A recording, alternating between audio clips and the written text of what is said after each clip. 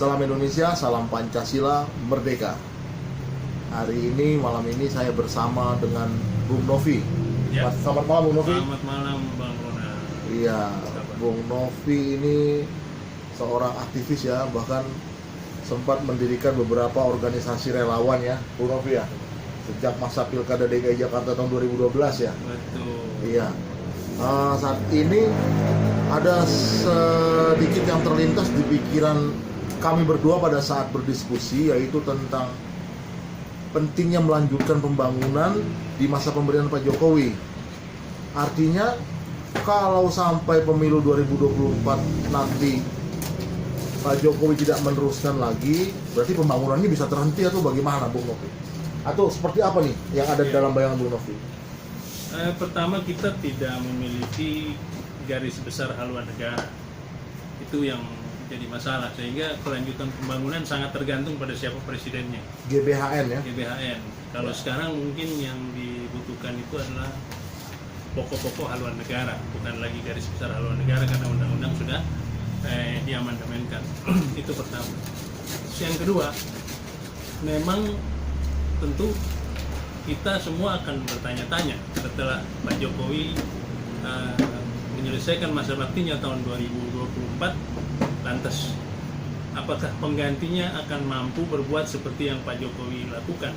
Paling tidak seperti Freeport sudah dikuasai oleh Indonesia, Blok Mahakam, Blok Rokan, Ya. Masela dan sebagainya. Ya. Kemudian juga pembangunan-pembangunan seperti rencana pembangunan jangka panjang seperti pembuatan baterai. Ya. Kita punya bahan bakunya di Morowali, Morowali ya. dan Nikel juga ya. nikel ada di Halmahera yang Ya. yang luar, yang memang nomor satu di dunia, dan ini akan menjadikan Indonesia sebagai pusat energi dunia.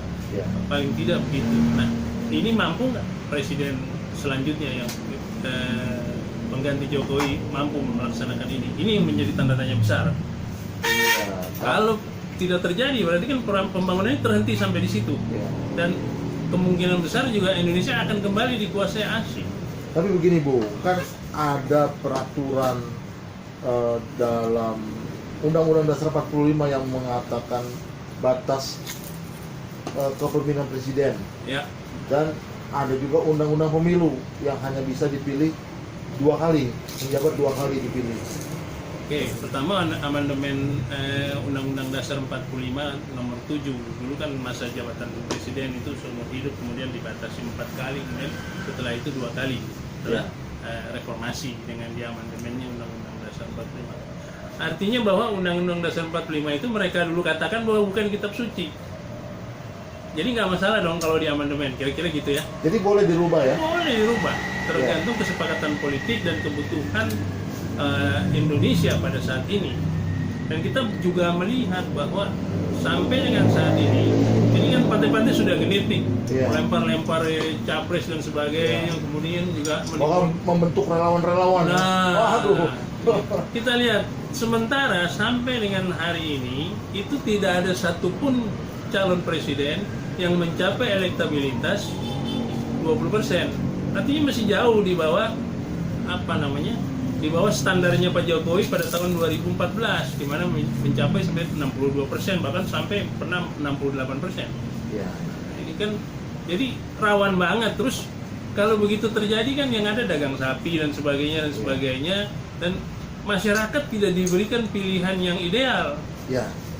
Tapi Pak Jokowi pernah bilang gini loh Bu. Hmm. Pak Jokowi pernah bilang kalau ada yang menginginkan saya untuk menjadi presiden lagi, itu penjilat, itu menampar muka saya, kayak gitu kira-kira. Kalau Itu pengertiannya bagaimana? Ya, begini. Apa Pak Jokowi nggak mau atau gimana? Pak Jokowi adalah orang yang paling konsisten kepada konstitusi.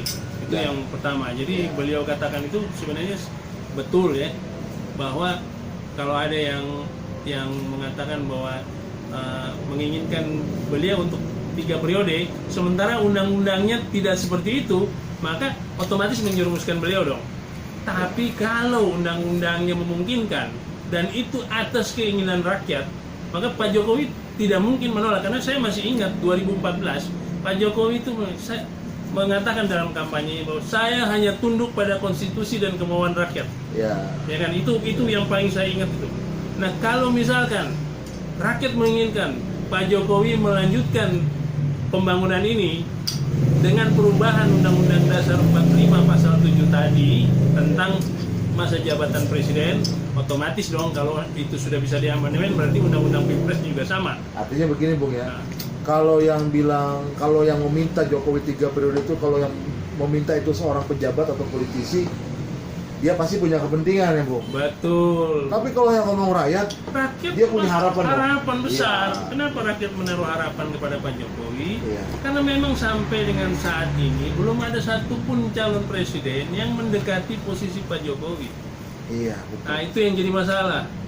Jangankan sampai dengan setingkat Pak Jokowi, selevel Pak Jokowi, mendekati saja, satu level di bawahnya saja nggak ada. Iya. Nah, ini kan jadi masalah. Nah, terus kita mau apa? Rakyat ini kan menginginkan bahwa kita dengan adanya Pak Jokowi, ekspektasi rakyat itu tinggi, Iya. menginginkan calon presiden yang seperti itu. Nah, sekarang belum ada. Nggak ada salahnya dong kalau undang-undang ini diamandemen. Kalau ini merupakan keinginan rakyat, maka yang jadi wakil rakyat tidak berhak menolak. Iya. Harus laksanakan itu amandemen. Satu lagi Bung. Ya. Kira-kira kalau pada waktunya nanti kita siap nggak untuk bersama-sama dengan rakyat meminta kepada DPR untuk amandemen Undang-Undang Dasar dan revisi Undang-Undang Pemilu? Justru kalau saya bilang bukan hanya siap, tapi memang merupakan keharusan memperjuangkan Pak Jokowi satu kali lagi. Caranya bagaimana? Datengin itu MPR, Ya. datengin itu DPR di seluruh daerah, Ya. minta kepada mereka untuk mengamandemenkan ini Undang-Undang Nomor 7 pasal Undang-Undang Dasar 45 pasal 7 tentang masa jabatan presiden yang diamandemenkan dalam waktu terbatas. Terbatasnya 2 kali menjadi 3 kali, nggak masalah. Oh, ini bukan kitab suci kok. Ya. Jadi rakyat kita doronglah semua supaya rakyat itu keluar juga. Kenapa? Ini masalah kepemimpinan nasional, ini menjadi harapan rakyat ke depan. Kalau itu keinginan rakyat berarti konstitusional dong ya? Konstitusional. Iya. Gitu. Artinya kalau diperlukan untuk amandemen Undang-Undang Dasar 45 dan revisi Undang-Undang Pemilu harus dilakukan. Harus Dilakukan. mutlak. Iya. Dan itu kewajibannya Untuk DPR sebagai wakil rakyat, MPR Melanjutkan sebagai pembangunan yang sedang dilakukan Pak Betul. Jokowi. dan yang menjaga juga jangan sampai Indonesia terpecah. Iya. Baik, kita lihat elektabilitas masih kecil ini kan kecenderungan pecah, dan ya kemarin saja yang sekuat Pak Jokowi itu membuat sekat di antara sebagian rakyat Indonesia dan sebagian rakyat yang ada di pihak kiri dan kanan kan kira-kira. Ya. Apalagi kalau tidak elektabilitas kecil gitu ya, rawan sekali nanti. Sporadis nanti konflik di bawah itu. Iya. Nah, itu yang kita inginkan. Jadi banyak faedahnya Pak Jokowi memimpin sekali lagi, supaya juga bisa mempersiapkan kandidat yang ke depan dengan baik. Itu kira-kira. Ya.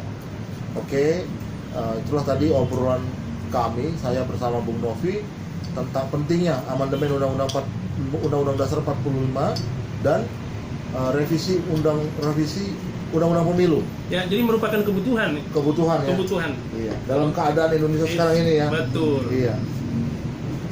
Oke, itulah yang kita butuhkan saat ini, yaitu amandemen Undang-Undang Dasar Dasar 45 dan pasal 7 pasal 7 dan revisi Undang-Undang Undang-Undang Pilpres. Ya, tetap semangat Bung Novi. Ya. Tetap sehat selalu. Selamat berjuang. Salam Indonesia, salam Pancasila, merdeka.